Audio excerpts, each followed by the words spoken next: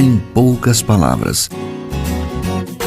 Um olhar sobre o mundo, a vida e a sociedade, à luz da Palavra de Deus, com Augustus Nicodemos. Está começando mais uma edição do nosso programa Em Poucas Palavras. Eu sou Natsa Matias e comigo, pastor Augustus, o comentarista do programa e também pastor da Primeira Igreja. Olá, Natsa, querido ouvinte.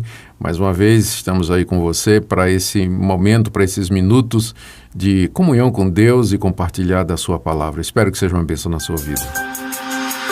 Você já deve ter ouvido diferentes nomes e títulos que são dados a Jesus. Algumas pessoas, inclusive, imaginam que Cristo é um sobrenome de Jesus. Os nomes e títulos de Jesus, quais são seus significados? Esse é o tema de hoje. Pastor, então, por que é que Jesus tem vários títulos? Por causa da riqueza, da profundidade, da complexidade e da glória da sua pessoa. Não há um único título que seja suficiente para expressar tudo o que ele é, tudo o que ele fez e tudo o que ele representa. Por isso que a Escritura, a Bíblia, se refere a ele usando várias designações, adjetivos, títulos, né? Para que nós possamos, ao ler esses títulos e estudá-los, escutá-los, nós termos uma ideia da sua grandeza, da sua beleza e da sua glória, enfim, de tudo o que ele é. Essa é a razão pela qual a Escritura, a Bíblia, lhe atribui tantos títulos diferentes, Nathan. Ok, então nós vamos dar alguns nomes e títulos para que os nossos ouvintes possam conhecer alguns deles. Títulos e nomes que são adjetivos, que são atribuídos a Jesus, e aí o desafio é o Senhor responder por que eles foram dados a Jesus e o significado bíblico, teológico deles. Vamos lá. E aí a gente conhece um pouquinho mais da pessoa de Jesus Cristo. Vamos tentar. Ok, então o primeiro é esse, o Cristo. Isso. A palavra Cristo vem de uma palavra grega que significa, é do verbo ungir. O Cristo significa, na verdade, um ungido.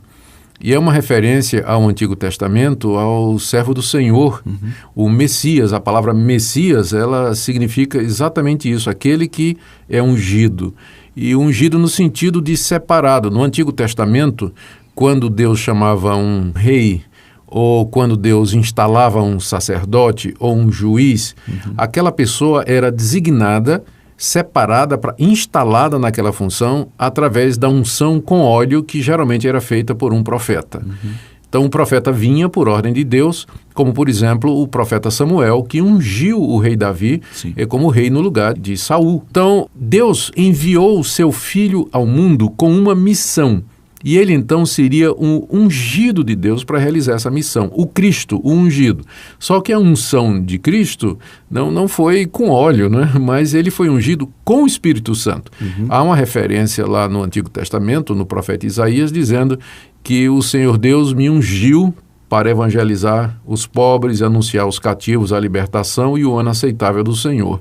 Então é o Messias falando ali, o ungido de Deus, não é? Então é isso que Cristo significa. Jesus Cristo é Jesus o ungido, o Messias, aquele que foi cheio do Espírito Santo, ungido com o Espírito Santo para realizar a missão de salvar os pecadores. Portanto, o Messias é basicamente um sinônimo de o Cristo. Sim. Ok.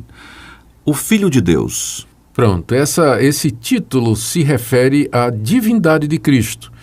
É preciso entender que quando os autores do Novo Testamento se referem a Jesus como sendo o Filho de Deus, isso implica mais do que uma relação paterna, pai e filho, mas implica numa identidade de natureza.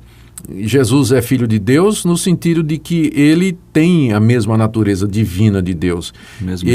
Ele partilha da mesma essência de Deus. O Filho de Deus, esse título é dado a ele nesse sentido. Uma certa ocasião, Jesus estava em Jerusalém discutindo com os judeus e ele se referiu a Deus como sendo seu pai. E aí os judeus questionaram Jesus porque Jesus tinha dito isso. E ele respondeu: bom, eu e o Pai somos um. E os judeus pegaram em pedra para apedrejá-lo. Os judeus iam apedrejar Jesus porque, no entendimento deles, Jesus havia cometido blasfêmia. E na lei judaica, a blasfêmia era punida com apedrejamento. E qual foi a blasfêmia que Jesus cometeu? E os judeus responderam: porque tu, sendo homem, te fazes Deus a ti mesmo. Os judeus entenderam muito bem que quando Jesus disse que era filho de Deus, ele estava dizendo que era Deus. Então esse título, Filho de Deus, aponta para o unigênito Filho de Deus, Jesus, como participante da natureza divina.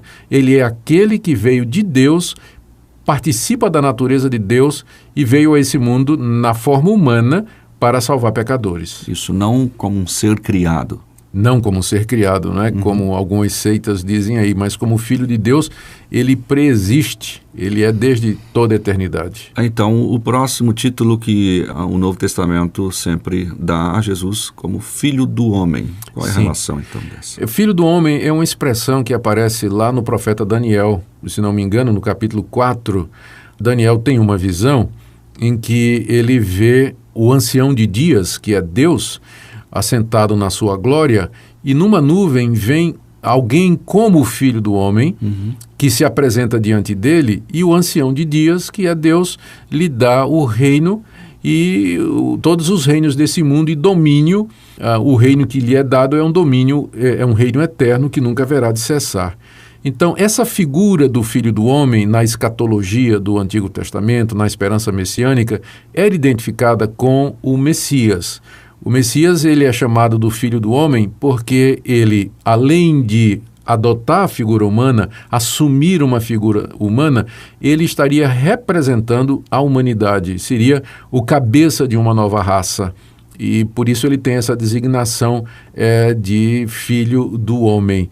É sempre escatológico e profético, se referindo àquela visão lá de Daniel. Sim. Quando Jesus usa esse título para si mesmo, várias vezes. É interessante que nenhum dos escritores do Novo Testamento se refere a Jesus como Filho do Homem, mas ele se referia frequentemente a si mesmo como sendo o Filho do Homem, dizendo: eu sou aquele de quem Daniel falou.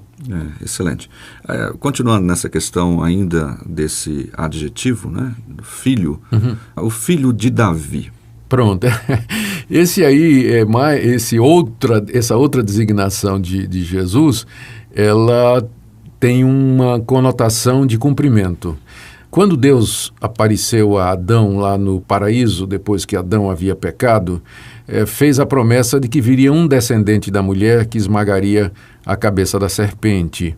E mais adiante, Deus define mais essa vinda, esse ser que haveria de chegar, quando ele convoca Abraão e promete a Abraão que alguém da sua descendência seria aquele em quem as nações da terra seriam benditas. Ou seja, a promessa que foi feita lá no paraíso, lá no Éden, é agora melhor explicada no sentido de que o Salvador do mundo, que haveria de esmagar a cabeça da serpente, seria mais especificamente descendente daquele arameu, não é, que Deus chamou lá de Ur dos Caldeus e cujo nome era Abrão, que depois vira Abraão. E dos descendentes de Abraão veio o rei Davi, e a quem Deus apareceu e fez a mesma promessa, dizendo que da descendência de Davi, Deus haveria de levantar aquele que se assentaria no trono de Israel para todo sempre.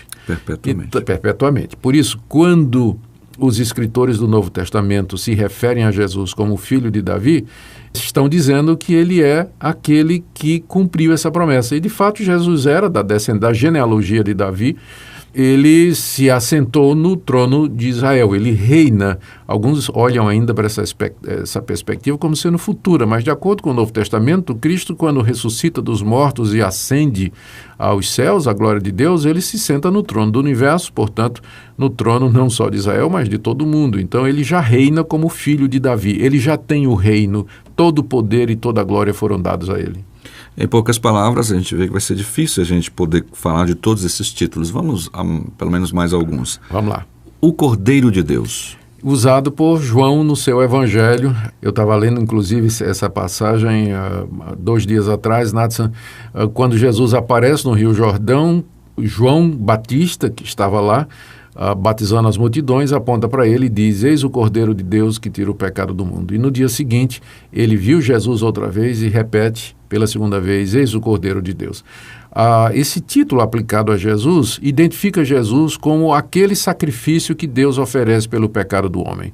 No Antigo Testamento era ordenado a morte de cordeiros sobre o altar edificado no Templo de Jerusalém pelos sacerdotes, o sacrifício era feito pelos sacerdotes, e o sangue era derramado e aspergido ou oferecido em lugar do suplicante, do judeu pecador, penitente que vinha ali.